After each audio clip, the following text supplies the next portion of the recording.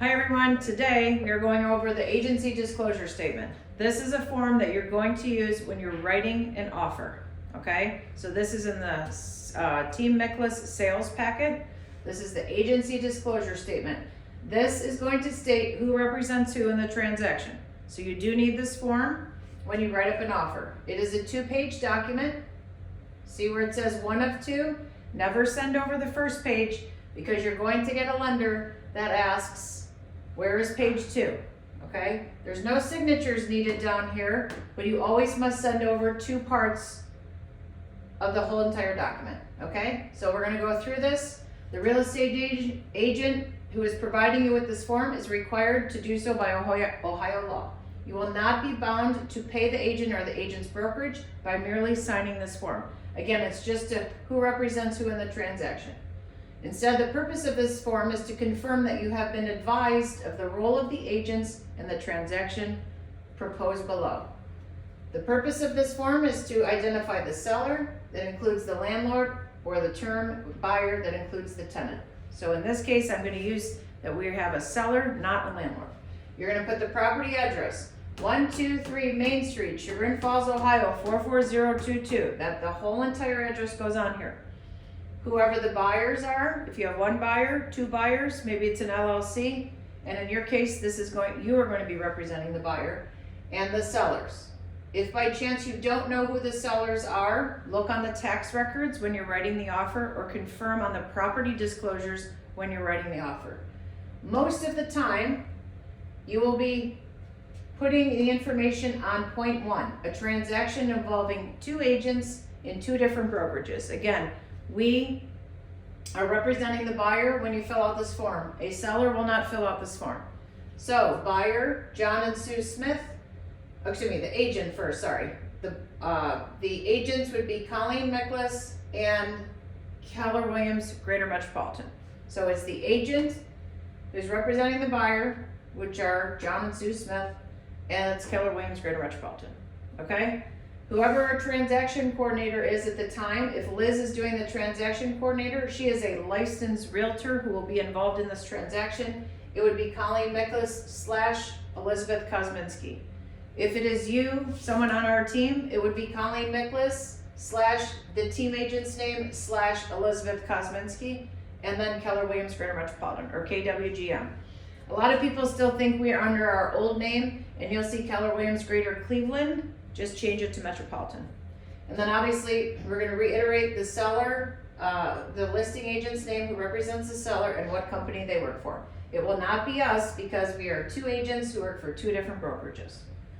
Okay, if by chance it's someone here at Keller Williams Greater Metropolitan, you're going to fill out this one, number 2. If 2 agents in the real estate brokerage, Keller Williams Greater Metropolitan, and then us, Colleen Miklas, team agent, Elizabeth Kosminski, or if Liz is not on here, it would be Colleen Miklas, team agent, work for the buyer, and then the agent, whoever's in this brokerage, that works for the seller, okay?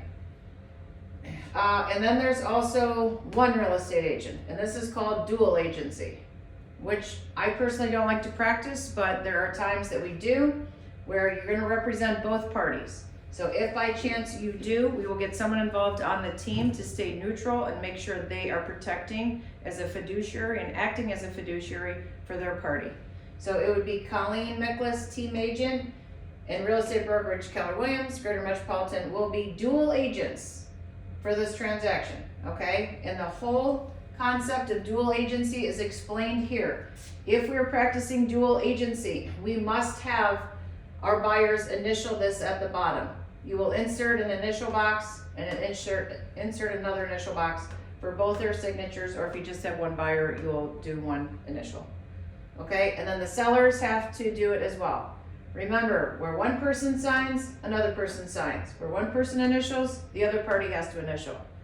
Anywhere on the contract. We have a lot of eyes on this contract. When you feel it's all filled out, we will let you know if you're missing any initials or signatures, but take your time in explaining this and filling it out correctly. I will be doing at least your first 10 sales with you, so we'll have a good set of eyes on this. But in case you do one where I haven't seen anything yet, or you're doing it on your own, or Colleen, will you look this over real quick before I send it over, I can certainly do that to make sure we have all initials and signatures, okay? And then here at the bottom, if there's only one realtor involved, you would just check one, that I'm just gonna represent, let's just say a for sale by owner. I'm only representing the buyer in this transaction. There's no other realtor, it's just you, okay? And the other party is not represented and agrees to represent his or her best interest. Again, this would be a for sale by owner. This agency disclosure has to be used in every single transaction in this form. Any information provided by the agent may be disclosed to the agent's client. So if that for sale by owner, anything they tell you, again, we act as a fiduciary for our buyers. We are to tell those buyers all the information that the other party is telling us. Sometimes it can act to our advantage. I'm not going to get into too much detail about dual agency. Just note this. This would be very detailed if you were a single solo agent.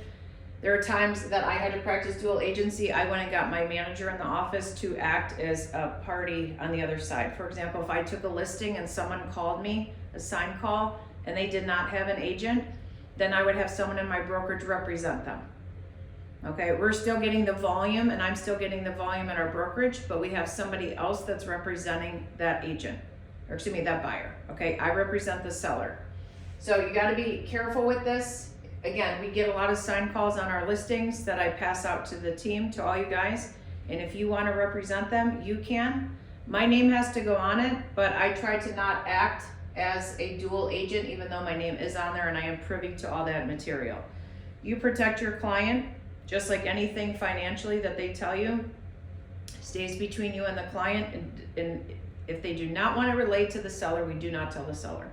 Just like the listing agent, if there's information that they have that they do not want the buyers to know, like I really don't want anyone to know why I'm moving. You have to have that confidentiality and respect that decision. And you're gonna get agents that ask you, hey, why are the sellers moving? Unfortunately, I cannot disclose that. Okay, it's really none of anyone's business. Do you wanna buy the house or not? So if you have any questions about this, let me know. But again, this is agency disclosure listing. Again, the property address, the buyer, as we sum this up here, the seller, and then if you're gonna do two agents in two different brokerages or two agents in the same brokerage. And we do have a large brokerage here at Keller Williams Greater Metropolitan.